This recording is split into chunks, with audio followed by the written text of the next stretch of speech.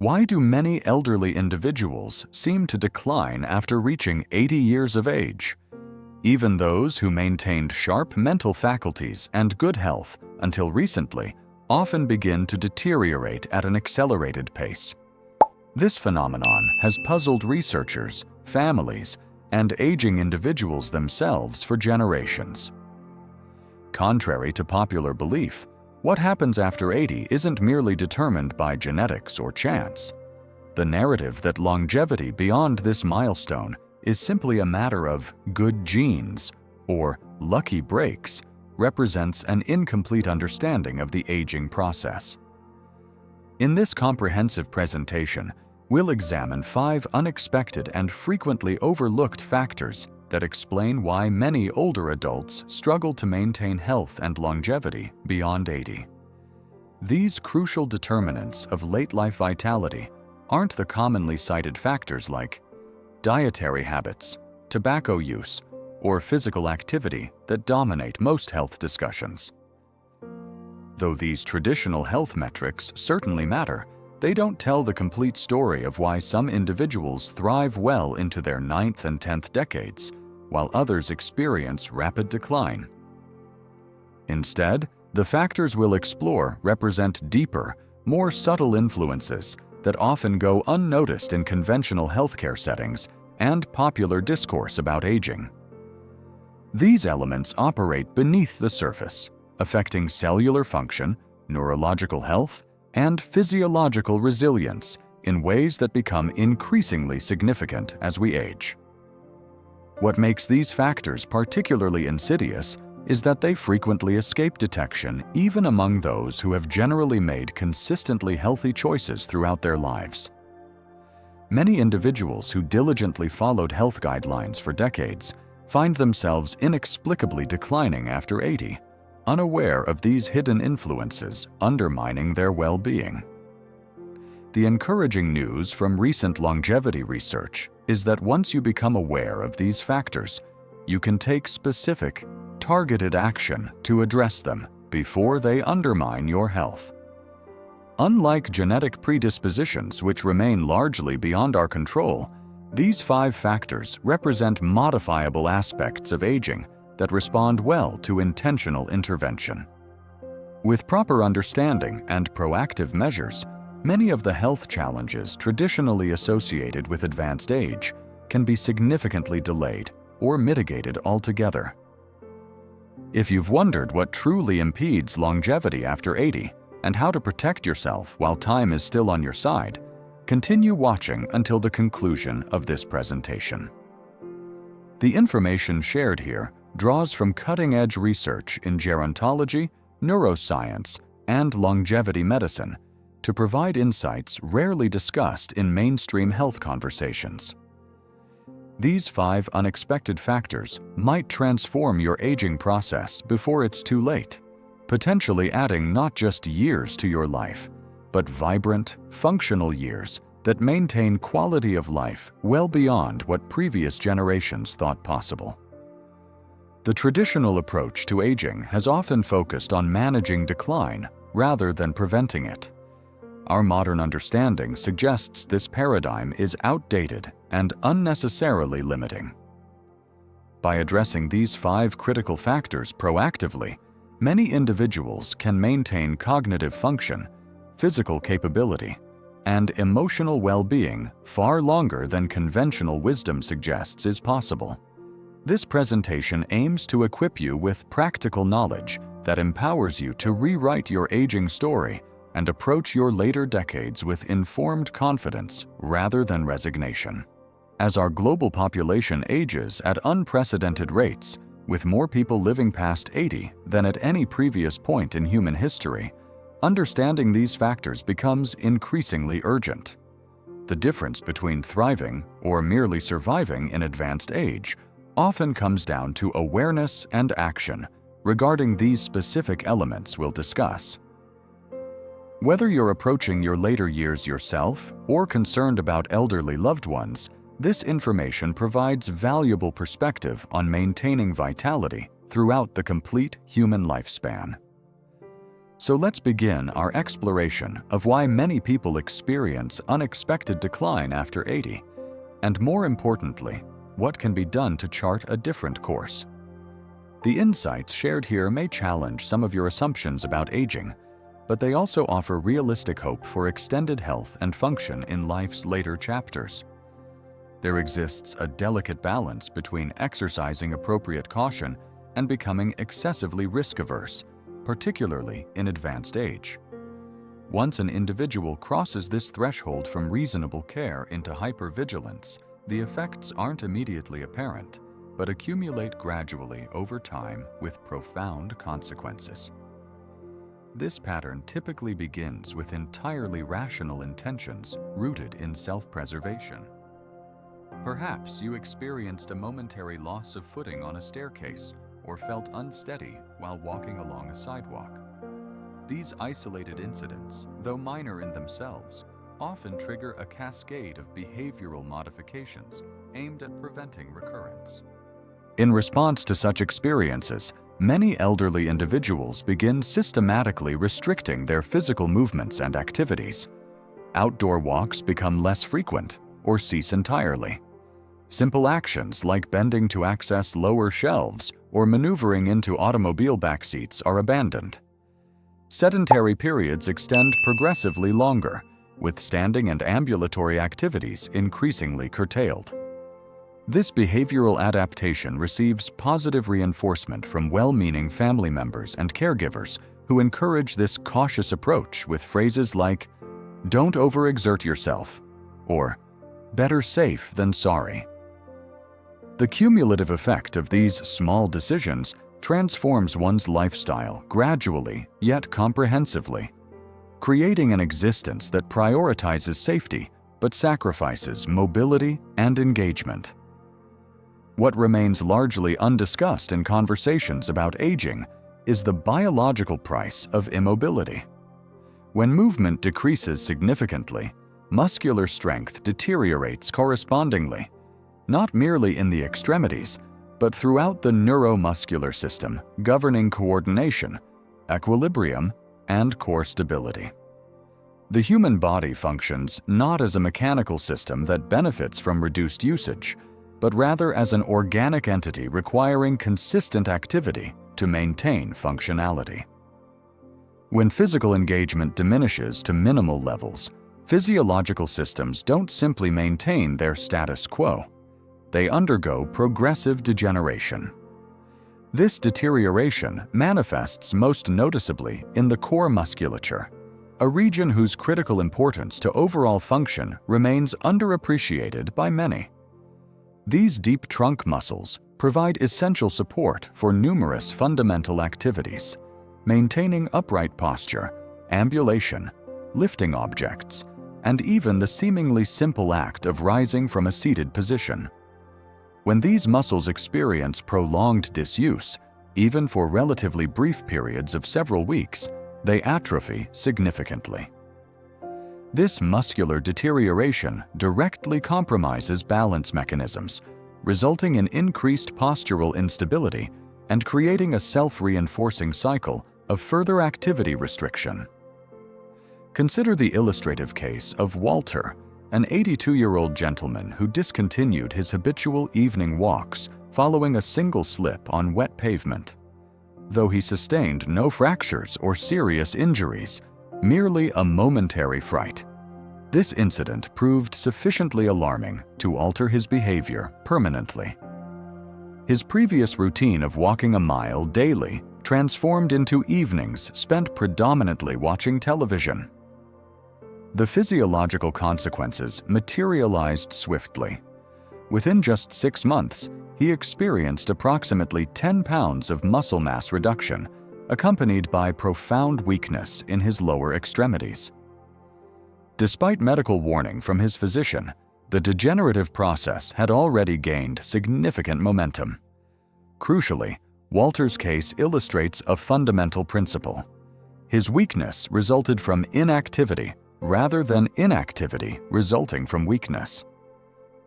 This observation should not be misconstrued as advocating for ignoring legitimate safety concerns. prudent precautions remain essential.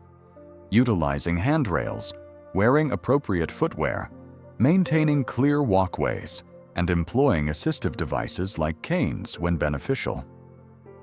However, a critical distinction exists between thoughtfully managing risk and surrendering entirely to fear-based restriction. When apprehension becomes the primary determinant of physical activity, the body's neurological systems begin to lose their capacity for coordinated movement altogether. If you've observed yourself progressively limiting activities, not due to actual physical incapacity, but rather from anticipatory anxiety about potential mishaps, this pattern warrants careful consideration.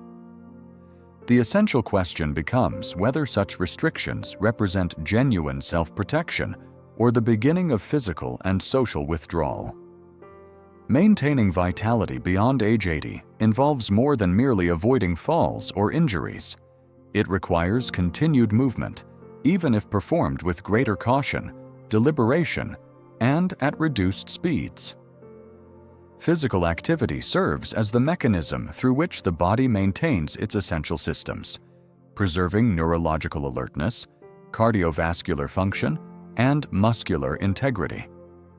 Movement communicates to your biological systems that they remain necessary and relevant, encouraging continued maintenance and function.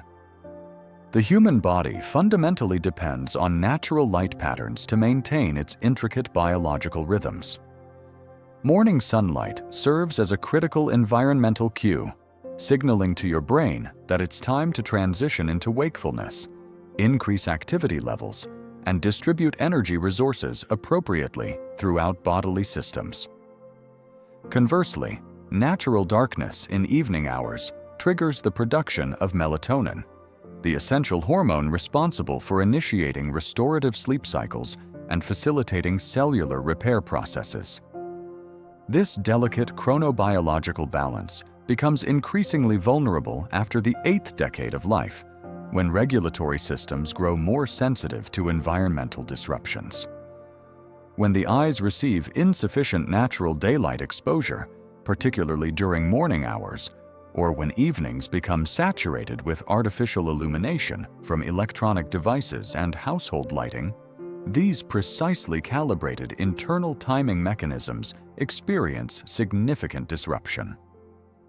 The consequences of this circadian dysregulation manifest in multiple aspects of sleep architecture: difficulty initiating sleep despite fatigue, inability to maintain consolidated sleep throughout the night, and waking unrefreshed despite seemingly adequate duration in bed.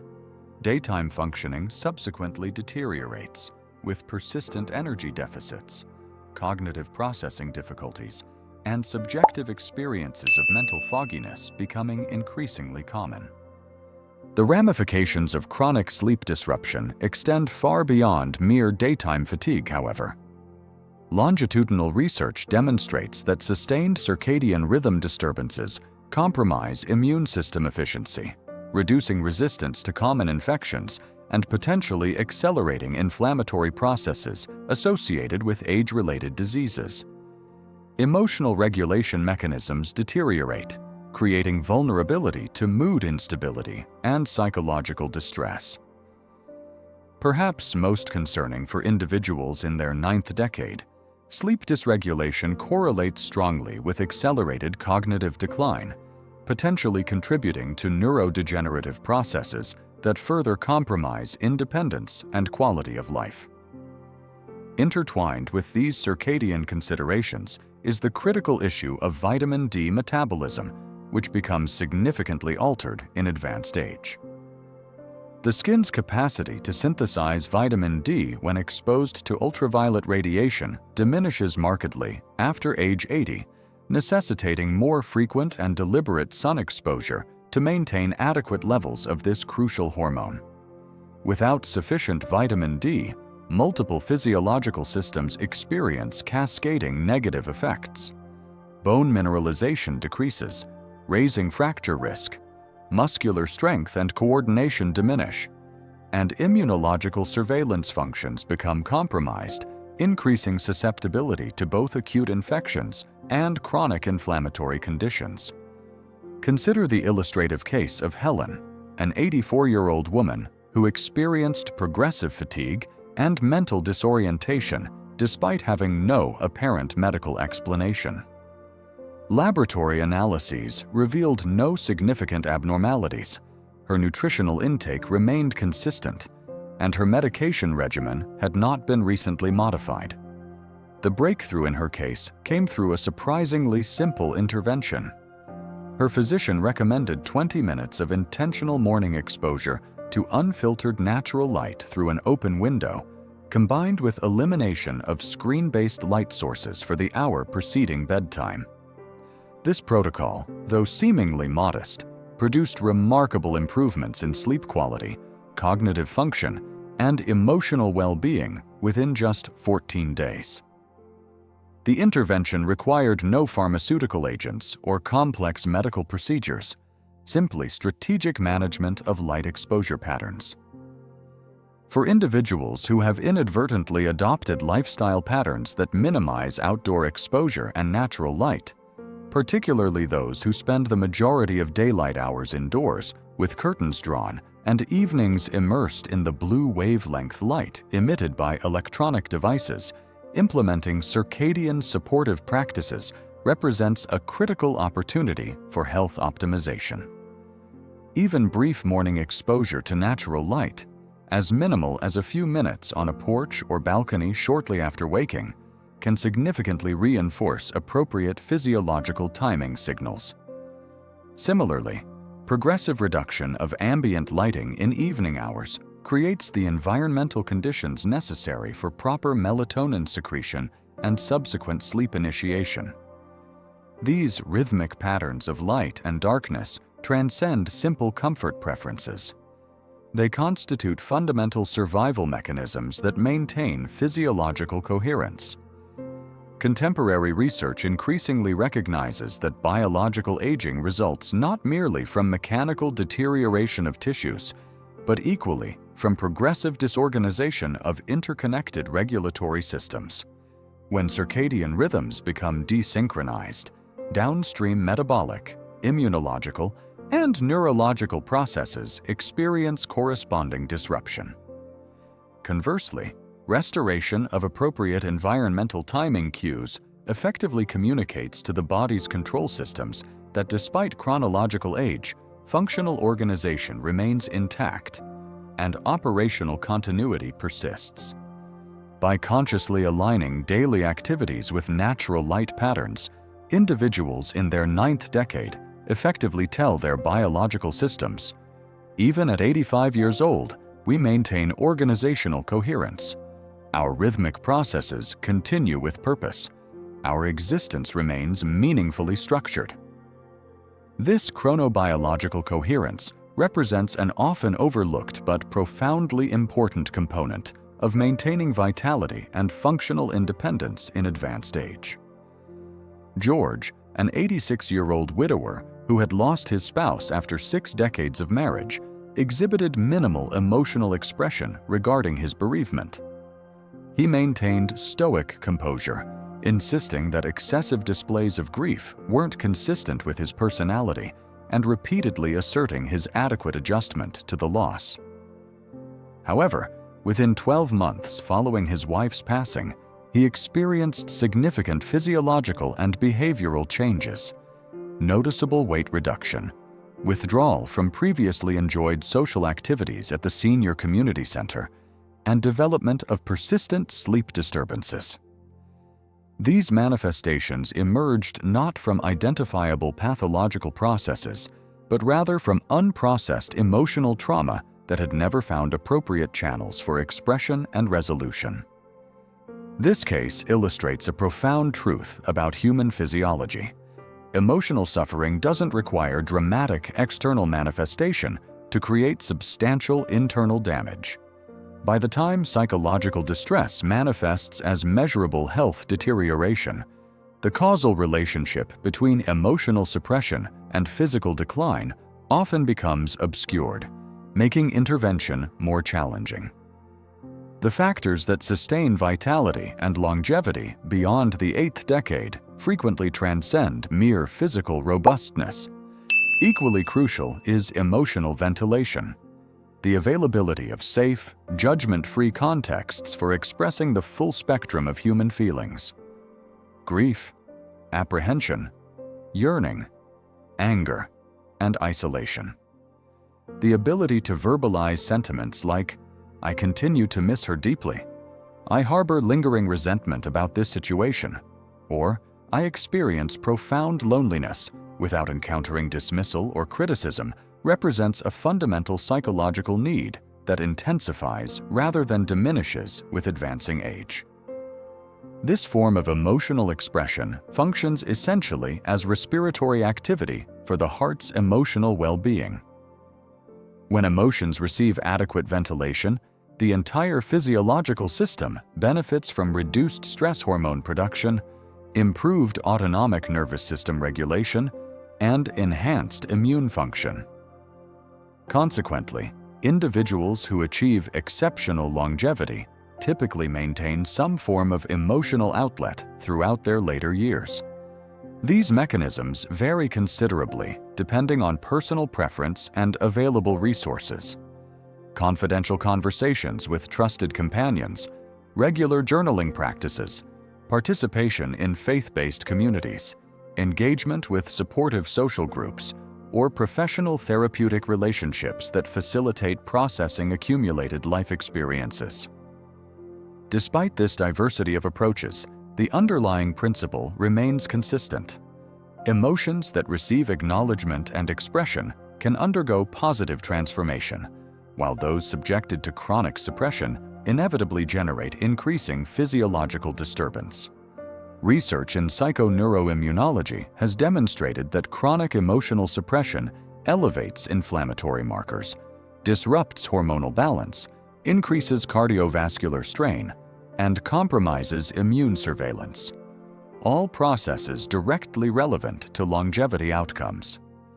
The body maintains a sophisticated internal accounting system for emotional experiences, and unprocessed emotional material doesn't simply dissipate with time. Rather, it becomes incorporated into physiological functioning through altered neural pathways, modified hormonal patterns, and heightened baseline stress responsivity. These biological adaptations extract an escalating price from overall health status, particularly as age-related resilience mechanisms become less robust. For individuals who have habitually contained emotional responses not from personal preference, but from lack of appropriate outlets or social prohibition, creating space for emotional expression represents a crucial health intervention. This practice isn't merely psychologically beneficial, but potentially life-extending. The cardiovascular system, both literally and metaphorically the center of human vitality, possesses finite capacity for accommodating unprocessed emotional material before initiating compensatory mechanisms that ultimately compromise functional integrity. The evidence increasingly suggests that individuals who successfully navigate advanced age with maintained quality of life have developed effective strategies for emotional processing throughout their lifespan. The implications extend beyond individual well-being to public health approaches for aging populations. Medical systems predominantly organized around pharmacological and surgical interventions frequently overlook the profound health impacts of emotional suppression, particularly among older adults who developed within cultural contexts that often discouraged open emotional expression. Comprehensive geriatric care must incorporate assessment of emotional processing capacity and intentional creation of contexts where therapeutic emotional expression becomes possible, even for individuals without established habits of emotional sharing. For those currently in middle or early older age, developing sustainable emotional ventilation practices represents valuable preventive health maintenance. Regular engagement with supportive confidants, cultivation of expressive activities like writing or artistic creation, participation in structured support communities, or consultation with mental health professionals can establish neural and behavioral patterns that support emotional processing across the lifespan. Given the cumulative nature of life experiences, the emotional processing demands typically increase rather than decrease with advancing age, making these resources increasingly vital for maintaining holistic health. The physiological consequences of chronic emotional suppression become particularly pronounced after age 80, when regulatory systems exhibit decreased adaptability. Unprocessed grief, prolonged anger, persistent anxiety, and unacknowledged loneliness function not merely as psychological discomforts, but as biological stressors that accelerate cellular aging processes. Conversely, appropriate emotional expression reduces allostatic load, the cumulative physiological burden of chronic stress, potentially extending both lifespan and health span through improved regulatory function across multiple biological systems. This continuity of meaningful activity provided a fundamental temporal structure to Ruth's existence. Herein lies an essential insight rarely articulated in discussions of longevity. Human physiological systems maintain functionality proportionate to their perceived necessity. Even modest purposeful engagement functions as metabolic and psychological sustenance, communicating to cellular mechanisms that continued repair processes remain warranted, signaling organ systems to preserve optimal function and encouraging neurological structures to maintain plasticity and learning capacity.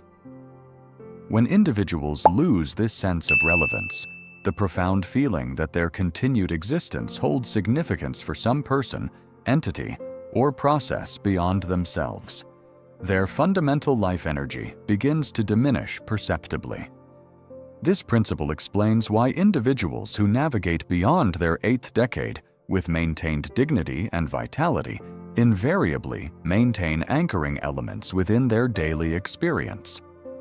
These purpose-providing structures need not be grandiose or socially recognized.